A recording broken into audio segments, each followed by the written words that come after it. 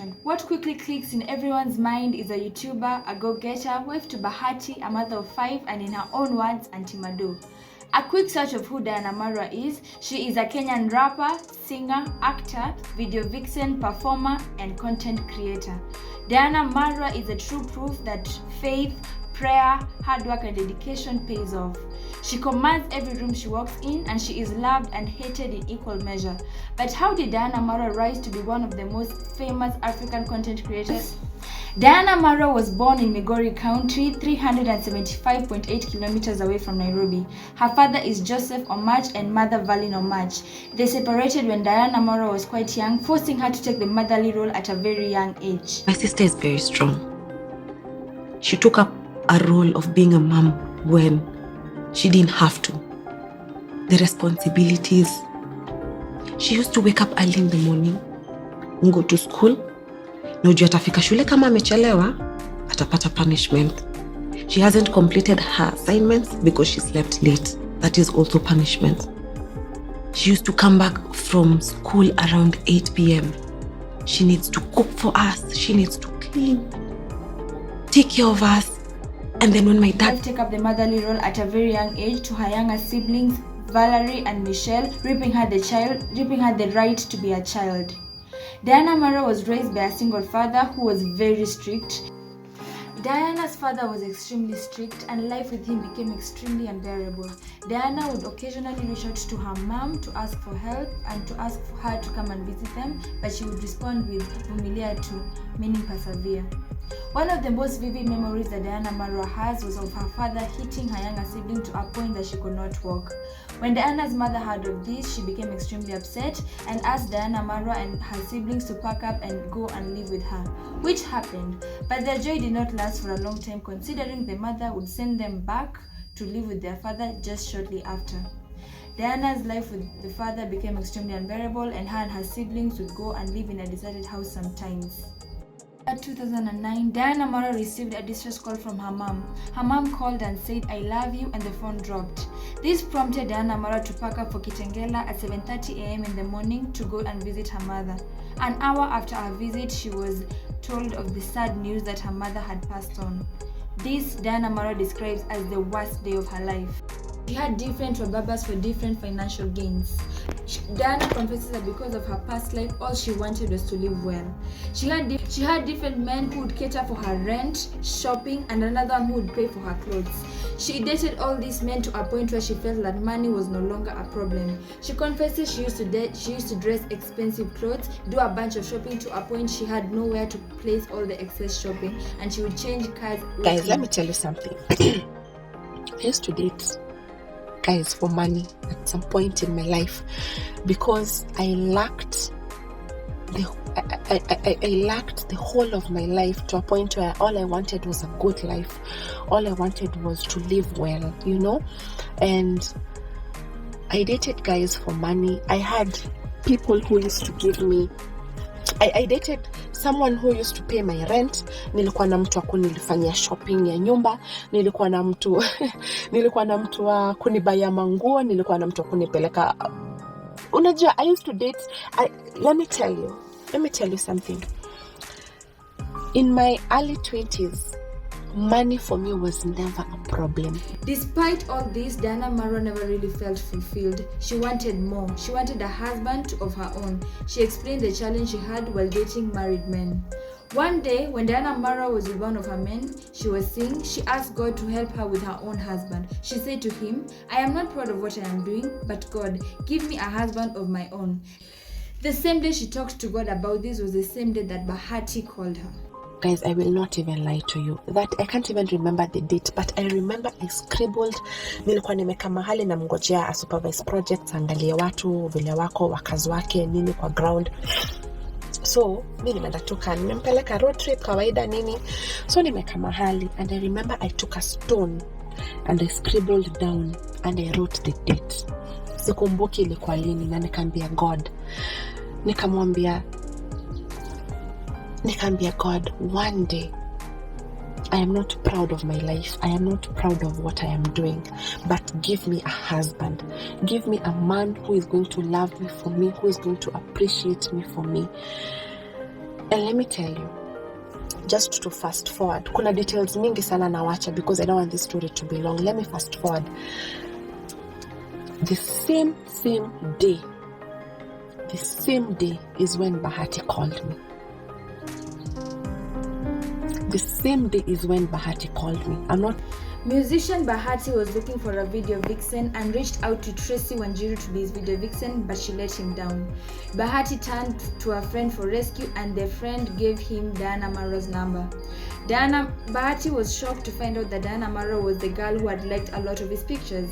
Bahati did confess that he was scared to slide into Diana Marua's DM.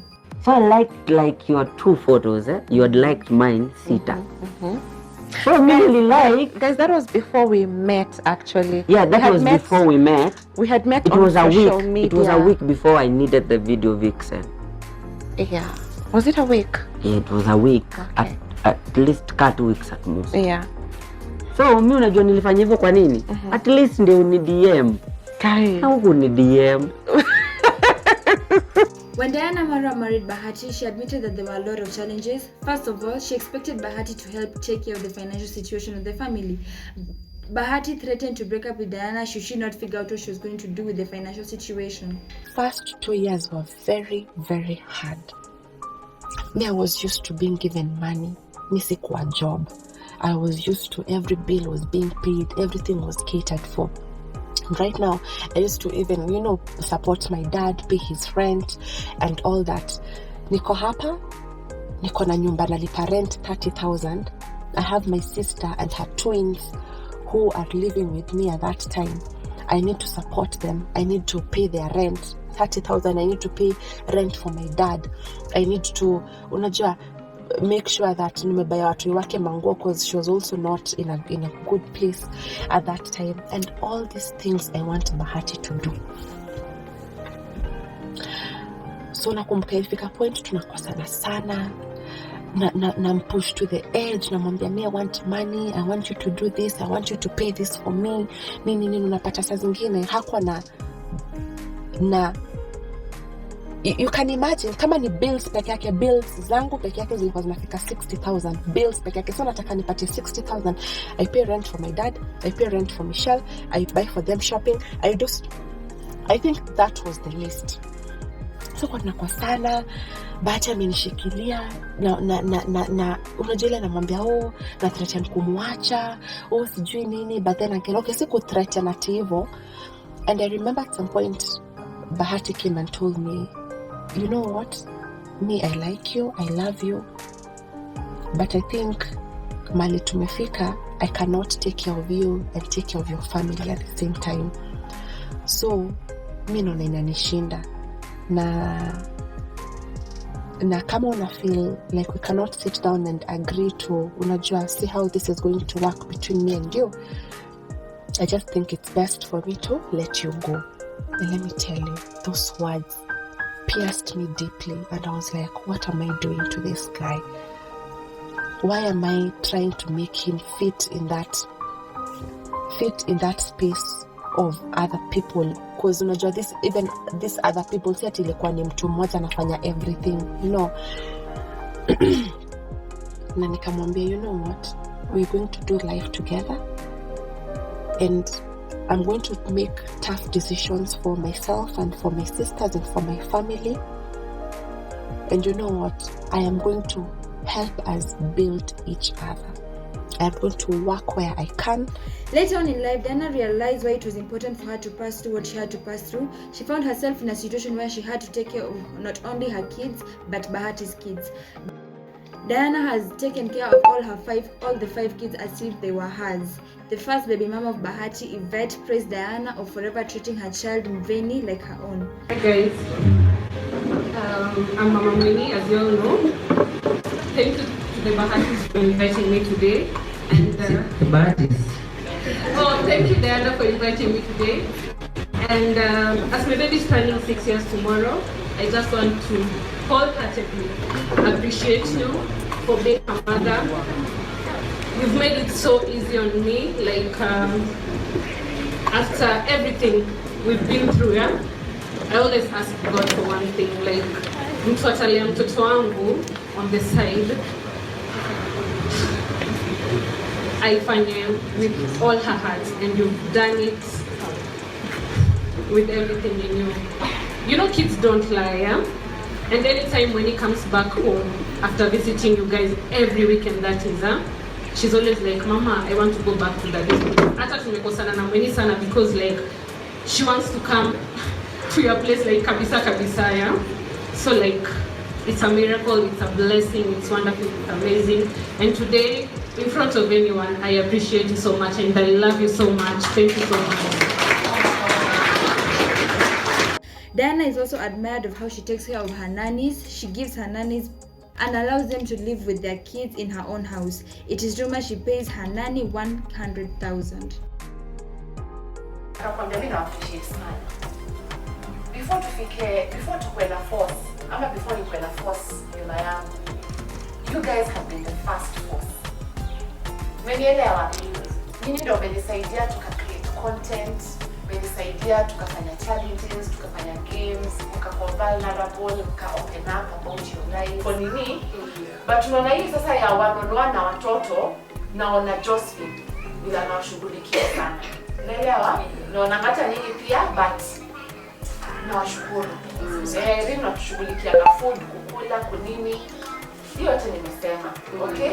Na naomba tu muendelee hivyo na sisi tutawasupport na mtaweza kuwasupport. Sawa? On top of that,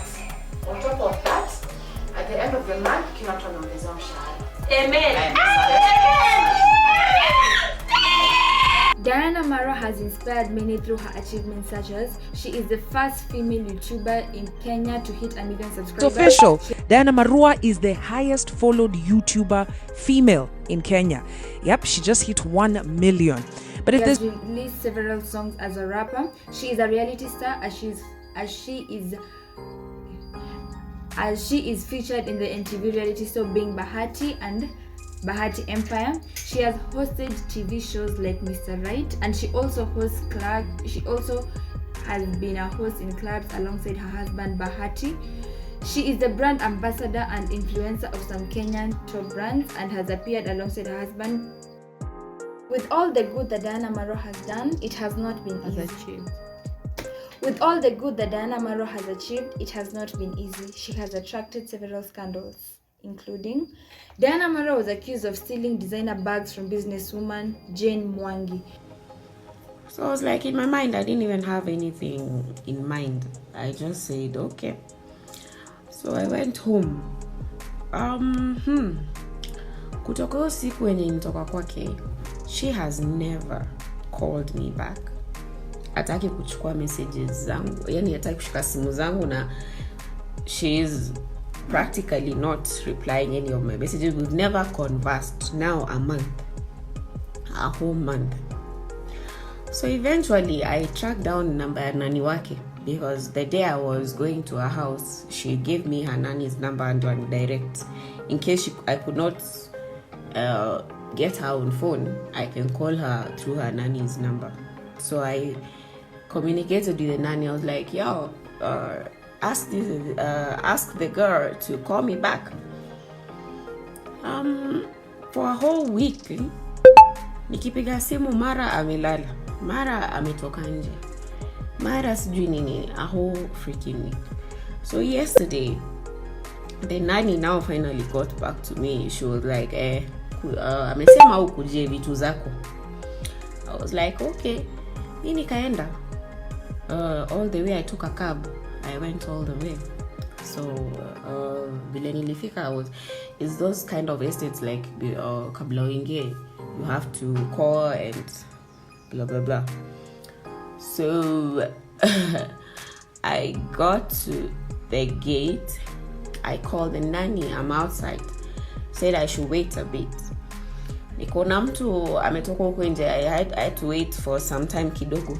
Kuna mtu ametumwa sijui ni security ama ndio nani akivuta suitcase akakuja akaniletea.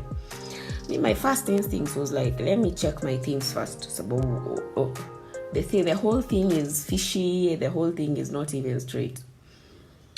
So I opened my bag. Nikapata almost a few pieces of bags they are missing. and some shoes. I immediately called the nanny up. I was like, yo, vitu zangu sizioni, haziko complete. Nani akaniambia kwanza ati analisha mtoto, niache kumsumbua. That's analisha mtoto. The next thing I was like, I told the guy who brought the bags, nikarudisha zote kwa suitcase. Nikampatia, nikamwambia arudishe mali amezitoa. After wamerudisha vitu zangu zote ndani, I'm going to come and collect my bag. So nikaziwacha, akatoka mtu akachukua suitcase akaanza kurudi. Before I even left there, like a few minutes after I left, a police officer calls me that this is Inspector sijui nani, you are a suspect sijui nini. I didn't even want to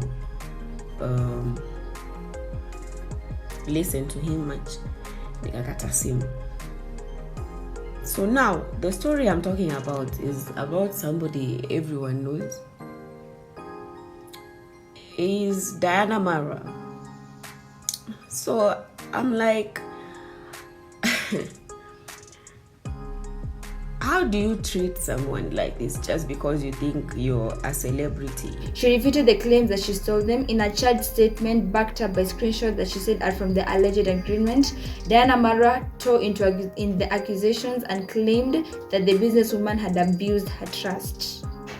Diana Bahati accused musician Willie Paul of raping her. Speaking on her YouTube channel, Diana lamented on what she termed as the worst day of her life. I have been crying since I opened up in the video. This was simply the worst day of my life. I'm still in disbelief that a man can forcefully attempt to rape you, she said. Intent of disrespecting a woman this much. So wewe una try pull down itakusaidia na nini? You have the audacity to call out my name and say that you slept with me for what? Ambia bwanako ukweli, stop beating around the bush. Why are you lying to the public? Kama nadanganya mbele ya mama yangu na watoto wangu, kitu ifanyike, I swear. What kind of a man are you? Mimi ni mtoi wa mtu tu kama wewe. Wewe ni mtoi wa mtu, mimi ni mtoi wa mtu. Willie Paul then issued a statement cautioning anyone who wanted to ruin his brand. He then took legal actions, causing the content creator to take the video down. To add to that, there was a viral video of drunk Bahati and Diana Marua that sparked online controversy. The video surfaced on Sunday, July 16th, shared by Diana Marua on her Instagram stories. In the footage, she is seen getting cozy with the rapper KRG, and on another clip shows Bahati enjoying a glass of what many assume to be alcohol. A particular segment shows Diana throwing her arms around KRG's shoulder and dance together while seated. The couple then stands up with KRG whispering something in Diana's ear, eliciting laughter from her. Bahati throughout the video appears unperturbed as he records the video. Diana Marua's rise to fame is an interesting journey and continues to inspire many. We can't wait to see what she has in store for us. My name is Breezy for Kenya Waves. Goodbye for now.